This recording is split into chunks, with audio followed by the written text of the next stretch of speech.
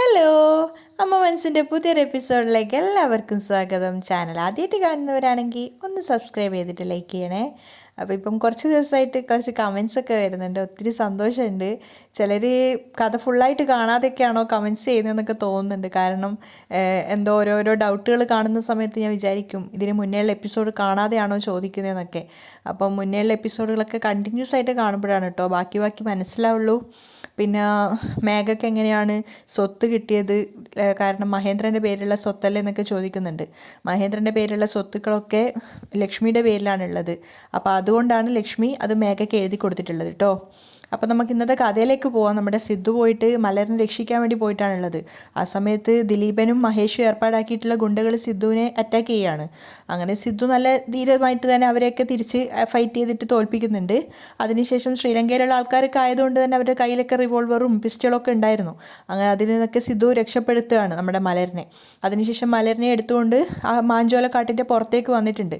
അതിനുശേഷം അവരൊരു ഊബർ വിളിച്ചിട്ട് അവരോട് അവൻ നിൽക്കുന്ന ലൊക്കേഷൻ പറഞ്ഞു കൊടുക്കുകയാണ്. അങ്ങനെ മലറിനെയും കൂട്ടിയിട്ട് ആ കാറ് കയറിയിട്ട് നേരെ ക്ഷേത്രത്തിലേക്ക് പോകാനാണ് സിദ്ധു പോകുന്നത്. അതേസമയം ക്ഷേത്രത്തിലാണെങ്കിൽ ബലമായിട്ടാണ് ദിലീപൻ ചന്ദ്രികയെ പിടിച്ചുകൊണ്ട് വരുന്നത്. അങ്ങനെ ചന്ദ്രികയെ ബലമായിട്ട് കൊണ്ടുവന്നിട്ട് മഹേഷിൻ്റെ അടുത്തിരുത്തുകയാണ്. അതുപോലെ തന്നെ അവിടെ ഇരിക്കുന്ന സ്ത്രീകളൊക്കെ ചന്ദ്രികയോട് മോശമായിട്ടുള്ള രീതിയിൽ, അതായത് ബലമായിട്ട് തന്നെയാണ് സംസാരിക്കുന്നത്. ചന്ദ്രികയെ മഹേഷിൻ്റെ അടുത്ത് തൊട്ടടുത്തായിട്ട് ആ മണ്ഡപത്തിൽ ഇരുത്തുകയാണ്. ചന്ദ്രിക കരഞ്ഞുകൊണ്ട് ദേഷ്യത്തോടെയാണ് ഇരിക്കുന്നത്. ആ സമയത്ത് ശബ്ദം താഴ്ത്തിയിട്ട് മഹേഷ് ചന്ദ്രികയോട് പറയുന്നുണ്ട്, ഇങ്ങോട്ട് നോക്ക് ചന്ദ്രിക, സിദ്ധാർത്ഥ് ജീവനോടെ നിൽക്കണം നീ ആഗ്രഹിക്കുന്നുണ്ടെങ്കിൽ ശബ്ദമില്ലാതെ മിണ്ടാതെ ഇവിടെ ഇരുന്നോളണം. അത് കേട്ടതും ചന്ദ്രിക ഭയന്നിട്ട് മഹേഷിൻ്റെ മുഖത്ത് നോക്കുകയാണ്. അപ്പം മഹേഷ് പറയുന്നുണ്ട്, നീ ഇവിടെ പ്രശ്നം ഉണ്ടാക്കി കഴിഞ്ഞാൽ എനിക്കൊരു കുഴപ്പമില്ല, അവിടെ സിദ്ധാർത്ഥിനെ ആടിനെ അറക്കുന്ന മാതിരി ഞാൻ അറക്കാൻ പറയും. അത് കേട്ടതും ചന്ദ്രിക ഒന്നും പറയാതെ വായ മൂടി ഇരിക്കുകയാണ്. അപ്പം മഹേഷ് വീണ്ടും ഭീഷണിപ്പെടുത്തുന്നുണ്ട്, പറ, അവനെ കൊല്ലാൻ വേണ്ടി പറയണോ? അപ്പോഴും ചന്ദ്രിക ഒന്നും പറയാതെ പേടിച്ചിരിക്കുകയാണ്. മഹേഷ് ഒന്നുകൂടെ വാൺ ചെയ്യുന്നുണ്ട്, ഒരു പ്രശ്നം ഉണ്ടാക്കാതെ വായ് പൂട്ടിയിട്ട് അനങ്ങാതിരിക്കിവിടെ. ഇനി താൻ ശബ്ദിച്ചിട്ട് എന്തെങ്കിലും സിദ്ധാർത്ഥിന് സംഭവിക്കുമെന്ന് ഭയന്നതുകൊണ്ട് തന്നെ ചന്ദ്രിക പേടിയോടെ അനങ്ങാതിരിക്കുകയാണ്. ഒട്ടും താല്പര്യമില്ലാതെ ആ കല്യാണത്തിന് അവൾ സമ്മതിക്കുകയാണ്. അതേസമയം സിദ്ധാർത്ഥിൻ്റെ കൂടെ കാറിൽ വരുന്ന മലര് കരഞ്ഞുകൊണ്ട് പറയുന്നുണ്ട്, സിദ്ധു, അമ്മയെ മഹേഷ് തട്ടിക്കൊണ്ട് പോയിരിക്കുക, മഹേഷ് അമ്മയെ വീണ്ടും കല്യാണം കഴിക്കുന്നൊക്കെയാണ് പറയുന്നത്. സിദ്ധു, എൻ്റെ അമ്മയെ രക്ഷിക്കണം സിദ്ധു. അപ്പോൾ സിദ്ധു മലറിനെ സമാധാനിപ്പിക്കുന്നുണ്ട്, മോൾ ഒന്നുകൊണ്ട് പേടിക്കണ്ട, ഞാനില്ലേ നിങ്ങളുടെ കൂടെ, നിങ്ങൾ എന്തിനാ ഇങ്ങനെ ടെൻഷനാവുന്നത്, ചന്ദ്രികയെ ഞാൻ രക്ഷിക്കും. അവ മലറിനെ ആശ്വസിപ്പിച്ചുകൊണ്ട് നെറ്റിയിലൊരു ഉമ്മ കൊടുക്കുകയാണ്. അപ്പോൾ മലരാണെങ്കിൽ സിദ്ധാർത്ഥിനോട് സ്നേഹത്തോടെ ഇങ്ങനെ ചേർന്നിരിക്കുന്നുണ്ട്. അതേസമയം ആദ്യം തന്നെ മഹേഷിനും ചന്ദ്രികയ്ക്കും കഴുത്തിൽ അണിയാനുള്ള മാല എടുത്തു കൊടുക്കുകയാണ് പൂജാരി. കഴുത്തിൽ മാല അണിഞ്ഞതൊന്നും ചന്ദ്രിക ശ്രദ്ധിക്കുന്ന പോലും ഉണ്ടായിരുന്നില്ല. അവൾ വേറെതൊരു ലോകത്താണുള്ളത്. ആ സമയത്ത് മഹേഷ് ശരിക്കും ഒരു വിജയിച്ച ഭാവത്തിൽ ചന്ദ്രികയെ നോക്കി പരിഹസിച്ചിരിക്കുകയാണ്. അങ്ങോട്ടേക്കാണ് സിദ്ധാർത്ഥും മലരും വന്നുകൊണ്ടിരിക്കുന്നത്. ആ സമയത്ത് പൂജിക്കാനുള്ള, അതായത് താലിമാല പൂജിച്ചിട്ട് പൂജാരി എല്ലാവരുടെ ആശീർവാദം വാങ്ങിക്കാൻ വേണ്ടിയിട്ട് അവിടെ ഇരിക്കുന്ന സ്ത്രീയുടെ കൈ കൊടുക്കുകയാണ്. ആ സ്ത്രീ എല്ലാവരുടെ അടുത്തൊന്നും താലിമാല പൂജിച്ചതിൻ്റെ ആശീർവാദം വാങ്ങിക്കുകയാണ്. അവസാനം പൂജിച്ച താലിമാല പൂജാരി മഹേഷിൻ്റെ കയ്യിൽ എടുത്തു കൊടുക്കുന്ന കണ്ടതും ചന്ദ്രിക വല്ലാതെ ഭയന്നിങ്ങനെ കരഞ്ഞുകൊണ്ടേ ഇരിക്കുന്നുണ്ട്. ഒന്നും ചെയ്യാൻ സാധിക്കുന്നില്ലല്ലോ എന്നോർത്തപ്പോൾ അവൾക്ക് അവളോട് തന്നെ പുച്ഛം തോന്നുകയാണ്. വീണ്ടും മഹേഷിൻ്റെ ഭാര്യ ആവേണ്ടി വരുന്ന ആ ഒരു ദുർവിധി ആലോചിച്ചിട്ട് ചന്ദ്രിക അവന് മുന്നിൽ വീണ്ടും തലതാഴ്ത്തി കൊടുക്കുകയാണ്. ആ സമയത്താണ് മഹേഷ് താലി കെട്ടാൻ ഒരുങ്ങുന്ന കൃത്യസമയത്താണ് മഹേന്ദ്രൻ അവിടെ വന്നിട്ട് ചന്ദ്രിക എന്ന് വിളിക്കുന്നത്. ചന്ദ്രികയുടെ പേര് വിളിച്ചു കേട്ടതും മഹേഷും ചന്ദ്രികയും അവിടെ കൂടി നിന്ന് എല്ലാവരും തിരിഞ്ഞ് മഹേന്ദ്രനെ നോക്കുകയാണ്. മഹേന്ദ്രൻ ഓടി വീണ്ടും ചന്ദ്രികയുടെ പേര് വിളിച്ച് വരുന്നത് കണ്ടതും ചന്ദ്രിക വല്ലാത്തൊരു ആശ്ചര്യത്തിലാണ് ഉണ്ടായിരുന്നത്. അവൾ ആകെ കൂടെ അത്ഭുതത്തോടെ ഇങ്ങനെ സർ എന്ന് വിളിക്കുന്നുണ്ട്. മഹേന്ദ്രനും പോലീസുകാരും അങ്ങോട്ടേക്ക് വരുന്ന ആ സമയം കൊണ്ട് മഹേഷും ദിലീപനും അവിടെ കൂടി നിന്ന സ്ത്രീകളൊക്കെ ചന്ദ്രികയെ ബലമായിട്ട് പിടിച്ചു വെക്കുകയാണ് താലി കെട്ടാൻ വേണ്ടിയിട്ട്. ചന്ദ്രികയാണെങ്കിൽ അവളെ കൊണ്ടാവുന്നത് പോലെയൊക്കെ അവളത് തടയുന്നുണ്ട്. മാത്രമല്ല അവിടെ ഇരിക്കുന്ന പൂജാരിയുടെ അടുത്തുണ്ടായിരുന്ന ആ തട്ടെടുത്തിട്ട് ദിലീപൻ്റെ തലക്കൊക്കെ അവൾ അടിക്കുന്നുണ്ട്. മഹേന്ദ്രൻ്റെ പിന്നാലെയായിട്ട് പോലീസുകാരും വരുന്നുണ്ടെന്ന് കാണുന്ന സമയത്ത് ദിലീപൻ വേഗം മഹേഷിനോട് പറയുന്നുണ്ട്, മഹേഷ്, പോലീസ്. എന്നിട്ട് വേഗം തന്നെ രണ്ടുപേരും അവിടുന്ന് ഇറങ്ങി ഓടുകയാണ്. മഹേഷിൻ്റെയും ദിലീപൻ്റെയും പിന്നാലെ ആ 3 പോലീസുകാരും പോയിട്ടുണ്ടായിരുന്നു. ആ സമയത്ത് മഹേന്ദ്രൻ്റെ അടുത്ത് വന്നിട്ട് ചന്ദ്രിക പൊട്ടി കരയുകയാണ്. Sir, sir.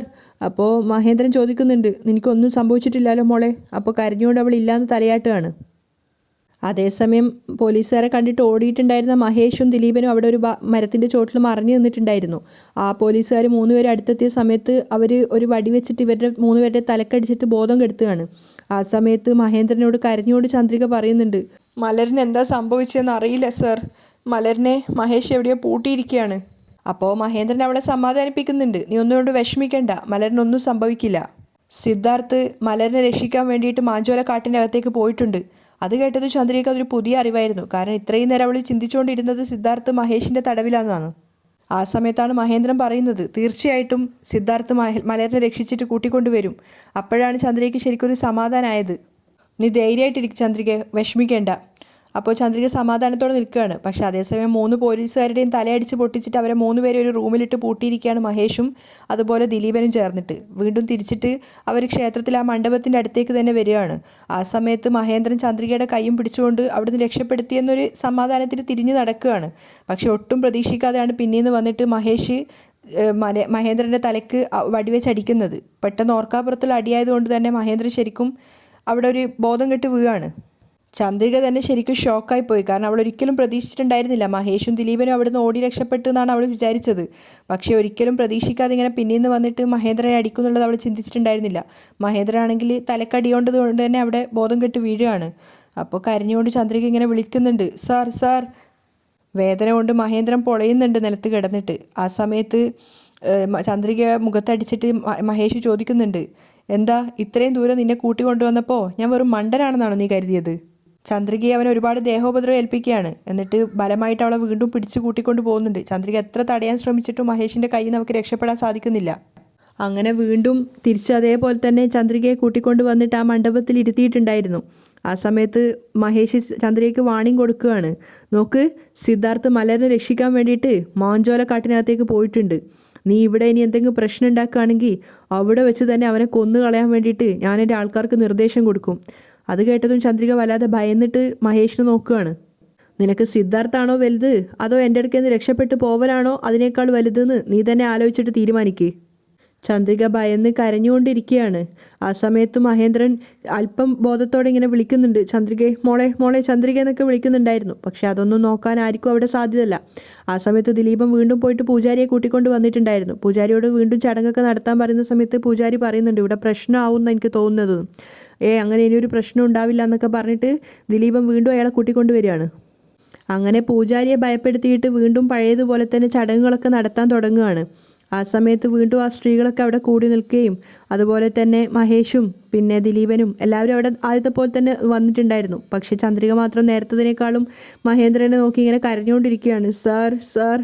ആ അല്പം ബോധത്തോടെ തന്നെ മഹേന്ദ്രൻ ഇങ്ങനെ ചന്ദ്രിക എന്നിങ്ങനെ വിളിച്ചുകൊണ്ടിരിക്കുന്നുണ്ട്. ചന്ദ്രിക അപ്പോഴും അവിടുന്ന് എഴുന്നേക്കാനൊക്കെ ശ്രമിക്കുന്നുണ്ടായിരുന്നു. ആ സമയത്ത് മഹേഷ് അവളെ കൈകളിൽ പിടിച്ചു വെച്ചിട്ട് ദിലീപനോട് ചന്ദ്രിക കേൾക്കാൻ വേണ്ടി പറയുന്നുണ്ട്, നോക്ക്, ഇവിടെ എന്തെങ്കിലും പ്രശ്നം ഉണ്ടാക്കുകയാണെങ്കിൽ ആ മാഞ്ചോലക്കാട്ടിനകത്ത് വെച്ച് തന്നെ സിദ്ധാർത്ഥിനെ കൊന്നു കളഞ്ഞാൽ പറഞ്ഞേക്ക്. ശരിയെന്ന് പറഞ്ഞിട്ട് ദിലീപനാണെങ്കിൽ മാഞ്ചോലക്കാട്ടിനകത്ത് വെച്ചിട്ടുള്ള ഗുണ്ടകൾക്ക് ഫോൺ ചെയ്യാണ്. ആ സമയത്ത് മഹേഷ് ഒന്നുകൂടെ ചന്ദ്രികയോട് പറയുന്നുണ്ട്, ഇങ്ങോട്ട് നോക്ക് ചന്ദ്രിക, ഇപ്പോൾ സിദ്ധാർത്ഥിൻ്റെ ജീവൻ നിൻ്റെ കയ്യിലാണുള്ളത്. ഇവിടെ നീ ഈ കല്യാണത്തിന് സമ്മതിക്കുന്നില്ലെങ്കിൽ അവിടെ അവൻ്റെ ജീവൻ പോവും. അവൻ്റെ ജീവൻ മാത്രമല്ല, പിന്നെ ജീവിതകാലം മുഴുവൻ നിനക്ക് നിൻ്റെ മലരിനെയും കാണാൻ സാധിക്കില്ല. അതുകൊണ്ട് ക്ഷമയോടെ നിൽക്ക് എന്ന് പറഞ്ഞ സമയത്ത് ചന്ദ്രിക പിന്നെ ഒന്നും ചെയ്യാനാവാതെ വീണ്ടും കരഞ്ഞുകൊണ്ട് അവിടെ തന്നെ ഇരിക്കുകയാണ്. ആ സമയത്ത് സിദ്ധാർത്ഥും മലരും അവിടെ എത്തിയിട്ടുണ്ടായിരുന്നു. അവർ ഓടിപ്പിടച്ച് എങ്ങനെയൊക്കെയോ ആ ക്ഷേത്രത്തിനകത്തേക്ക് വരുന്ന കൃത്യസമയത്ത് രണ്ടാമതും മഹേഷ് താലി കെട്ടാൻ വേണ്ടി കയ്യിൽ താലി എടുത്ത സമയത്ത് തന്നെയാണ് സിദ്ധാർത്ഥും മലരും അവിടെ എത്തുന്നത്. മലരാണെങ്കിലും അമ്മ എന്ന് വിളിച്ചുകൊണ്ടാണ് വരുന്നത്. അതുപോലെ തന്നെ സിദ്ധാർത്ഥാണെങ്കിലും ചന്ദ്രിക എന്ന് വിളിച്ചുകൊണ്ടാണ് വന്നിട്ടുണ്ടായിരുന്നത്. പക്ഷെ അവരെ രണ്ടുപേരെയും കണ്ടതും മഹേഷ് ശരിക്കും ഒന്നുകൂടെ ഷോക്കാവുകയാണ്. കാരണം അത്രയും പെട്ടെന്ന് സിദ്ധാർത്ഥ് അവിടെ എത്തുന്നുള്ളത് അവൻ വിചാരിച്ചിട്ടുണ്ടായിരുന്നില്ല. എല്ലാം നഷ്ടപ്പെട്ടെന്ന് തോന്നിയ സമയത്താണ് മലറിനെയും കൂട്ടിയിട്ട് സിദ്ധാർത്ഥ് അങ്ങോട്ടേക്ക് വന്നത് ചന്ദ്രിക കാണുന്നത്. അവളും ശരിക്കും അതൊരു അത്ഭുതമായിട്ടാണ് തോന്നുന്നത്. അവൾ മലറിനെ കണ്ട സന്തോഷത്തിൽ മലർ എന്ന് വിളിച്ചിട്ട് ചാടി എഴുന്നേക്കാൻ ശ്രമിക്കുകയാണ്. പക്ഷേ മഹേഷും അതുപോലെ തന്നെ അവിടെയുള്ള സ്ത്രീകളൊക്കെ കൂടി ചന്ദ്രികയെ ബലമായിട്ട് പിടിച്ചു വെക്കുന്നുണ്ട്. വീണ്ടും നേരത്തെ പോലെ തന്നെ ചന്ദ്രിക അവരുമായിട്ടൊക്കെ ഫൈറ്റ് ചെയ്യാൻ വേണ്ടി ശ്രമിക്കുന്നുണ്ട്. രക്ഷപ്പെടാൻ വേണ്ടിയിട്ട് അവൾ ബലമായിട്ട് ഇങ്ങനെ പിടിച്ചു വെക്കുകയാണ്, താലി കെട്ടാതിരിക്കാൻ വേണ്ടിയിട്ട് മഹേഷ്. ആ സമയത്ത് മഹേഷ് ദിലീപിനോട് പറയുന്നുണ്ട് സിദ്ധാർത്ഥിനെ പോയിട്ട് തല്ലാൻ വേണ്ടിയിട്ട്, അവനവിടെ പിടിച്ചു വെക്കാൻ. അപ്പോൾ സിദ്ധാർത്ഥിനെ തല്ലാൻ വേണ്ടിയിട്ട് ദിലീപൻ പോകുന്ന സമയത്ത് സിദ്ധാർത്ഥ് പെട്ടെന്ന് തന്നെ കൂളായിട്ട് ദിലീപനെ തിരിച്ചു തല്ലുകയാണ്. മലർ ഓടിപ്പോയിട്ട് ചന്ദ്രികയെ സഹായിക്കുകയാണ് അവളുടെ കഴുത്ത് താലി കെട്ടാതിരിക്കാൻ വേണ്ടിയിട്ട്. അപ്പോൾ അവിടെ നിന്ന് സ്ത്രീ മഹേഷിനോട് പറയുന്നുണ്ട്, നിങ്ങൾ വേഗം താലി കെട്ടിക്കോ, കുഴപ്പമില്ല എന്ന്. പക്ഷേ മഹേഷ് എഴുന്നേറ്റ് പോയിട്ട് സിദ്ധാർത്ഥമായിട്ട് തല്ലുണ്ടാക്കുകയാണ്. സിദ്ധാർത്ഥനാണെങ്കിൽ മഹേഷിനെ കൊല്ലാനുള്ള ദേഷ്യം ഉണ്ടായിരുന്നു. അവർ രണ്ടുപേരും പരസ്പരം ഇങ്ങനെ കഴുത്ത് പിടിച്ച് നിൽക്കുകയാണ്. പക്ഷേ ചന്ദ്രിക വേഗം എഴുന്നേറ്റിട്ട് പോയത് മഹേന്ദ്രൻ്റെ അടുത്താണ്. മഹേന്ദ്രൻ ശരിക്കും അവിടെ ബോധമില്ലാതെ കിടക്കുകയാണ്. അവിടെ എത്തിയിട്ട് അയാളെ വിളിച്ചെണീപ്പിക്കാൻ ശ്രമിക്കുന്നുണ്ട്. മലരും വന്നിട്ട് മുത്തശ്ശ മുത്തശ്ശ എന്നൊക്കെ കുറേ വിളിക്കുന്നുണ്ട്. പക്ഷേ മഹേന്ദ്രന് ബോധമില്ല. ചന്ദ്രിക വേഗം തന്നെ അവിടെ എവിടെയൊക്കെയോ തിരഞ്ഞിട്ട് ഒരു കുപ്പിയിൽ വെള്ളം കിട്ടിയപ്പോൾ വേഗം കൊണ്ടുവന്നിട്ട് മഹേന്ദ്രൻ്റെ മുഖത്തേക്ക് തളിക്കുകയാണ്. ആ സമയത്ത് മഹേഷും നല്ല ദേഷ്യത്തോടെ സിദ്ധാർത്ഥുമായിട്ട് ഫൈറ്റ് ചെയ്യുന്നുണ്ട്. അങ്ങനെ അവർ ഒരുപാട് നേരം പരസ്പരം തല്ലുന്ന സമയം കൊണ്ട് മഹേന്ദ്രനെ പിടിച്ച് എഴുന്നേൽപ്പിക്കുകയൊക്കെ ചെയ്യുന്നുണ്ട്, ചന്ദ്രികയും മലരും ചേർന്നിട്ട്. ആ സമയത്ത് ദിലീപനുമായിട്ട് തല്ലുകൂടുന്ന സിദ്ധാർത്ഥിനെ ഉപദ്രവിക്കാൻ വേണ്ടിയിട്ട് മഹേഷ് അവിടെ ഉണ്ടായിരുന്ന നിലവിളക്ക് എടുത്ത് കൊണ്ടുവരികയാണ്. എന്നിട്ട് സിദ്ധാർത്ഥിൻ്റെ വയറ്റിലേക്ക് അത് കുത്തിയിറക്കാൻ പോകുന്ന സമയത്ത് അവൻ കൈപിടിച്ച് തടയുന്നുണ്ട്. സിദ്ധാർത്ഥിൻ്റെ കൈക്കരുത്തിന് മുന്നിൽ മഹേഷിന് ഒരുപാട് നേരമൊന്നും പിടിച്ചു നിൽക്കാൻ സാധിക്കുന്നില്ല. കാരണം അവൻ നല്ലൊരു ബോഡി ബിൽഡർ ആയിരുന്നല്ലോ. അതുകൊണ്ട് തന്നെ മഹേഷിനെ നന്നായിട്ട് തല്ലി ഒതുക്കുന്നുണ്ട്. എന്നാലും മഹേഷും വിട്ടുകൊടുക്കുന്നില്ല. മാക്സിമം രണ്ടുപേരും ഒരുപാട് നേരം തല്ലി പിടിക്കുകയാണ്. അപ്പോൾ ബോധം വന്ന മഹേന്ദ്രനോട് ചന്ദ്രിക ചോദിക്കുന്നുണ്ട്, സർ നിങ്ങൾക്കൊന്നും സംഭവിച്ചിട്ടില്ലല്ലോ എന്നൊക്കെ ചോദിക്കുന്ന സമയത്ത് അദ്ദേഹവും പറയാണ്, ഇല്ല എനിക്ക് കുഴപ്പമൊന്നുമില്ല മോളെ. അപ്പോഴാണ് ദിലീപും മഹേഷും ചേർന്നിട്ട് അവിടെ തല്ലിയിട്ട് ഒരു ഭാഗത്തേക്ക് മാറ്റിയിട്ടുണ്ടായിരുന്ന ആ 3 പോലീസുകാരും കൂടെ അങ്ങോട്ടേക്ക് വരുന്നത് ദിലീപ് കാണുന്നുണ്ട്. ആ സമയത്ത് മഹേഷ് സിദ്ധാർത്ഥിനെ നിലത്തിട്ടിട്ട് അവന് വീണ്ടും ആ നിലവിളക്കെടുത്തിട്ട് അവനെ കുത്താൻ ശ്രമിക്കുമ്പോഴാണ് ദിലീപ് അത് കാണുന്നത്. അതുകൊണ്ട് തന്നെ ദിലീപ് വേഗം പോയിട്ട് മഹേഷിനെ വിളിച്ചിട്ട് പോലീസ് എന്ന് പറഞ്ഞിട്ട് കൂട്ടിക്കൊണ്ടുപോവാണ്. പോലീസുകാരവിടെ എത്തുമ്പോഴേക്കും മഹേഷും അതുപോലെ ദിലീപനും ആ സ്ത്രീയും ഒക്കെ അവിടെ നിന്ന് ഓടി രക്ഷപ്പെടുന്നുണ്ട്. അപ്പോഴേക്കും സിദ്ധാർത്ഥും ബാക്കിയുള്ള പോലീസുകാരൊക്കെ ചേർന്നിട്ട് മഹേന്ദ്രനെ പിടിച്ച് എഴുന്നേൽപ്പിക്കുകയാണ്. നിങ്ങൾക്കൊന്നും ആയിട്ടില്ലല്ലോ എന്ന് ചോദിക്കുമ്പോൾ അയാളും പറയുന്നുണ്ട്, ഇല്ല കുഴപ്പമൊന്നുമില്ല. അപ്പോൾ അവിടുന്ന് ശ്രീലങ്കയിൽ വന്ന ആ കോൺസ്റ്റബിൾ അവരോട് പറയുന്നുണ്ട്, നിങ്ങളിനി വിഷമിക്കേണ്ട, ആ മഹേഷിനെയും ദിലീപനെയും ഞങ്ങൾ ഇവിടുന്ന് ചേസ് ചെയ്തിട്ട് എന്തായാലും പിടിക്കും. നിങ്ങൾ സമാധാനത്തോടെ നിങ്ങളുടെ നാട്ടിലേക്ക് പോയിക്കോളൂ. അപ്പോൾ മഹേന്ദ്രനും സന്തോഷത്തോടെ പറയാണ്, thank you sir, thank you so much. കുഴപ്പമില്ല സർ. അപ്പോൾ കമ്മീഷണറും പറയുന്നുണ്ട്, ഇനി അവരെക്കുറിച്ച് ആലോചിച്ചിട്ട് നിങ്ങൾ ടെൻഷൻ അടിക്കുക വേണ്ട, അവരുടെ കാര്യം ഇനി പോലീസ് നോക്കിക്കോളും. പോലീസുകാർ 3 പേരും അവിടുന്ന് പോയതിന് ശേഷം സിദ്ധാർത്ഥിനെ തന്നെ നോക്കി നിൽക്കുകയാണ് ചന്ദ്രിക. അവളുടെ കണ്ണിലേക്ക് നോക്കുന്തോറും സിദ്ധാർത്ഥിന് അവളുടെ ആ പ്രണയം കാണാൻ സാധിക്കുന്നുണ്ടായിരുന്നു. കരഞ്ഞുകൊണ്ട് തന്നെ ചന്ദ്രിക ചോദിക്കുന്നുണ്ട്, നിങ്ങൾക്കൊന്നും സംഭവിച്ചിട്ടില്ലല്ലോ സർ.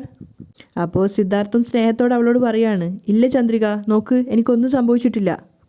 അവൾക്ക് എന്താ പറയേണ്ടതെന്ന് അറിയില്ലായിരുന്നു. കാരണം സിദ്ധാർത്ഥിനെയും വെച്ചിട്ടാണ് ഇത്രയും ദിവസങ്ങളിൽ മഹേഷ് തന്നെ ഭീഷണിപ്പെടുത്തിക്കൊണ്ടിരുന്നത്. അവൻ എന്തെങ്കിലും സംഭവിക്കുമെന്ന് ഭയന്നിട്ടാണ് മഹേഷ് പറഞ്ഞതിനൊക്കെ ചന്ദ്രിക സമ്മതിച്ചു കൊടുത്തുകൊണ്ടിരുന്നത്. അപ്പോൾ ചന്ദ്രികയുടെ കണ്ണ് നിറയുന്ന കണ്ടപ്പോൾ സിദ്ധാർത്ഥ് പറയുന്നുണ്ട്, എന്തിനാ ചന്ദ്രിക ഇങ്ങനെ വിഷമിക്കുന്നത്? എനിക്കൊന്നും സംഭവിച്ചിട്ടില്ല, കാണുന്നില്ലേ ഞാൻ നന്നായിട്ട് തന്നെയാണുള്ളത്. അപ്പോൾ മഹേന്ദ്രനും നന്ദി സൂചകമായിട്ട് സിദ്ധുവിനോട് പറയുന്നുണ്ട്, സിദ്ധു നല്ല സമയത്താണ് നീ വന്നത്, ഇല്ലെങ്കിൽ ആ മഹേഷ് എന്ന വൃത്തികെട്ടവൻ ചന്ദ്രികയുടെ കഴുത്തിൽ താലി കെട്ടിയനെ.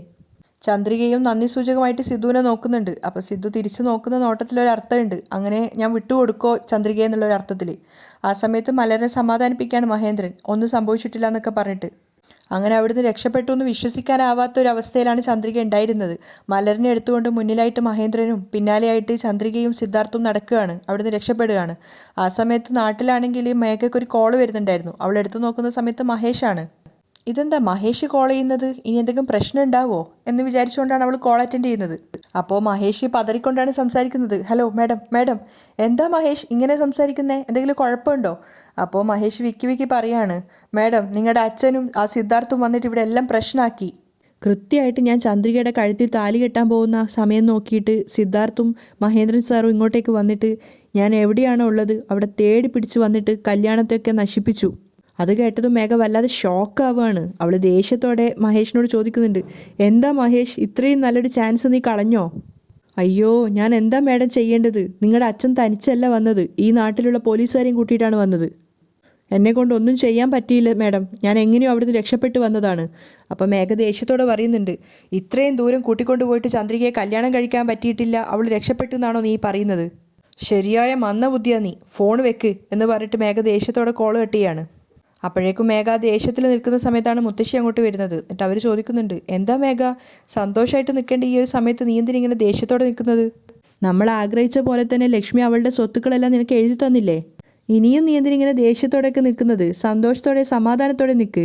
അപ്പോൾ മേഘ അവരോട് പറയാണ്, ഓ അതൊന്നുമല്ല മുത്തശ്ശി, മഹേഷ് ചന്ദ്രികയുടെ കഴുത്തിൽ താലി കെട്ടാൻ വേണ്ടി പോകുന്ന ആ കൃത്യസമയത്ത് മഹേന്ദ്രൻ അച്ഛനും സിദ്ധാർത്ഥും പോയിട്ട് അത് തടുത്തു. അത് കേട്ടതും മുത്തശ്ശിയും ഷോക്കാവുകയാണ്. അയ്യോ എങ്ങനെയെങ്കിലും ചന്ദ്രികയുടെ കഴുത്തിൽ താലിയും കെട്ടി അവൻ തന്നെ അവൻ്റെ കൂടെ പൊറപ്പിച്ചോളൂ എന്ന് വിചാരിച്ചപ്പോൾ ഇങ്ങനെയൊക്കെയാണോ സംഭവിച്ചത്? ഓ അവളെന്താ സീതയാണോ, അവളെ കടൽ കടന്നു പോയിട്ട് ശ്രീലങ്കയിൽ നിന്നും കൂട്ടിക്കൊണ്ട് വരാൻ വേണ്ടിയിട്ട്? ശരി അതോ നശിച്ച്, തൽക്കാലം നീ നിൻ്റെ കാര്യമെങ്കിലും മര്യാദയ്ക്ക് നോക്ക്. മഹേന്ദ്രനും സിദ്ധു ഇങ്ങോട്ടേക്ക് തിരിച്ചു വരുന്നതിന് മുന്നേ മഹേന്ദ്രൻ്റെ സ്വത്തുക്കൾ എത്രത്തോളം വിൽക്കാൻ പറ്റും അത്രത്തോളം വിറ്റിട്ട് നീ നിൻ്റെ കയ്യിലാക്കാൻ നോക്ക്. നാളെ ഇനി അതാരെങ്കിലും അറിഞ്ഞാൽ പോലും നീ നിൻ്റെ ഭാഗമാണ് ക്ലിയർ ആക്കിയത് എന്ന് പറയാം. ശരി മുത്തശ്ശി. അതേസമയം ലക്ഷ്മിയുടെ നില വഷളായിക്കൊണ്ടേയിരിക്കുകയാണ്. ഡോക്ടർ വന്നിട്ട് അവരുടെ പ്രഷറൊക്കെ നോക്കിയിട്ട് പ്രഷറൊക്കെ ലോ ആയിക്കൊണ്ടിരിക്കുന്നുണ്ട്. അപ്പോൾ അവർ ഡോക്ടർ എല്ലാവരോടായിട്ട് പറയുന്നുണ്ട് ബോഡിയൊക്കെ നല്ല ഹൈഡ്രേറ്റ് ആയിട്ട് മാറുന്നുണ്ട്. അതുകൊണ്ടെന്ന് വെച്ച് കഴിഞ്ഞാൽ ഇങ്ങനെ തന്നെയാണെങ്കിൽ ഹോസ്പിറ്റലിൽ അഡ്മിറ്റ് ചെയ്യേണ്ടി വരും. നിങ്ങൾ എന്തെങ്കിലും പറഞ്ഞിട്ട് ഇവരെ ഭക്ഷണം കഴിപ്പിക്കണം, അറ്റ്ലീസ്റ്റ് ജ്യൂസെങ്കിലും കുടിപ്പിക്കണം, അല്ലെങ്കിൽ ഇവരുടെ നില വഷളായിക്കൊണ്ടിരിക്കും. ഇവർ വല്ലാതെ വാശി പിടിക്കുകയാണ്. ഇതിനങ്ങോട്ട് എനിക്ക് ചെയ്യാൻ പ്രത്യേകിച്ച് ഒന്നുമില്ല, നിങ്ങൾ തന്നെ എന്തെങ്കിലും വഴി കാണിച്ചിട്ട് ഭക്ഷണം കഴിപ്പിക്കണം എന്ന് പറഞ്ഞിട്ട് ഡോക്ടർ പോവുകയാണ്. ആ സമയത്ത് മുത്തശ്ശൻ വന്നിട്ട് വീണ്ടും അവരോട് റിക്വസ്റ്റ് ചെയ്യുകയാണ് ഭക്ഷണം കഴിക്കാല്ലേ, അറ്റ്ലീസ്റ്റ് ജ്യൂസെങ്കിലും കുടിക്കുക. കാരണം ദൈവത്തിനോട് നീ പ്രാർത്ഥിക്കുന്നതല്ലേ, ചന്ദ്രികയ്ക്കും മലരിനും ഒന്നും സംഭവിക്കില്ല, അവർ തിരിച്ചു വരുന്നൊക്കെ പറയുന്നുണ്ടെങ്കിലും ലക്ഷ്മിക്ക് അതൊന്നും ഉൾക്കൊള്ളാൻ പറ്റുന്നില്ല. ചന്ദ്രികയും മലരും തിരിച്ചു വന്നാലേ ഞാൻ എന്തെങ്കിലും കഴിക്കുള്ളൂ എന്നുള്ള വാശിയിൽ തന്നെയാണ് അവരുള്ളത്. അച്ഛനോടും അവരത് തന്നെയാണ് പറയുന്നത്, എനിക്കൊന്നും സംഭവിക്കില്ല എന്ന് തന്നെ പറഞ്ഞിട്ട് അവരെ തിരിച്ചയക്കുകയാണ്. അതിനുശേഷം മേഘ ജ്യൂസ് കൊടുക്കാൻ ശ്രമിക്കുമ്പോഴും അത് വീണ്ടും വാങ്ങിക്കുന്നില്ല. പക്ഷെ അതൊക്കെ കാണുമ്പോൾ മുത്തശ്ശിക്ക് ദേഷ്യം വന്നിട്ട് ഇവിടെ മാത്രമേ നടക്കുള്ളൂ എന്നൊക്കെ പറഞ്ഞിട്ട് ദേഷ്യത്തോടെ അവർ ഇറങ്ങിപ്പോവുകയാണ്. അപ്പോൾ മേഘ ഇങ്ങനെ ചിന്തിക്കുന്നുണ്ട്, ഇനി ഒരു പക്ഷേ ചന്ദ്രിക മകളാണെന്നുള്ളത് അമ്മ അറിഞ്ഞിട്ടുണ്ടാവോ എന്നൊക്കെ. അവിടെയാണ് ഇന്നത്തെ എപ്പിസോഡ് വൈൻഡപ്പ് ചെയ്യുന്നത്.